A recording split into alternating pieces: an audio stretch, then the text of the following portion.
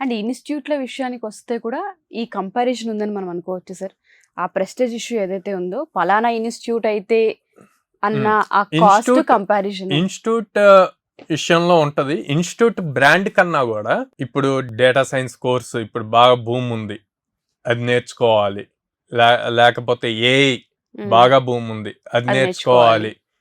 ఈ టైప్ లో ఆలోచిస్తారంట. Reality facts check చేయట్లేదు అంతే. ఇప్పుడు ఫర్ సపోజ్ ఒక ఫ్రెండ్ వెళ్ళి 1.5 lakh కట్టి అక్కడ జాయిన్ అయితే తిను కూడా నేను అక్కడికే వెళ్ళి జాయిన్ అవ్వాలి అంట. కానీ నీ పేరెంట్స్ అంత అమౌంట్ కట్టగలరా?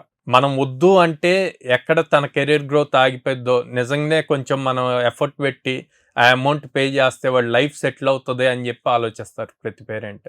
సో స్టూడెంట్స్ కూడా చేంజ్ అవ్వాలి, మైండ్ సెట్ అర్థం చేసుకోవాలి, మెంటర్ గైడెన్స్ కావాలి. ఆ రైట్ మెంటర్ ఎవరు ఉన్నారు అన్నది చూడండి. ఎంత కాస్ట్లీ ఇన్స్టిట్యూట్ లో జాయిన్ అయితే జాబ్ వస్తుంది అన్నది కాదు.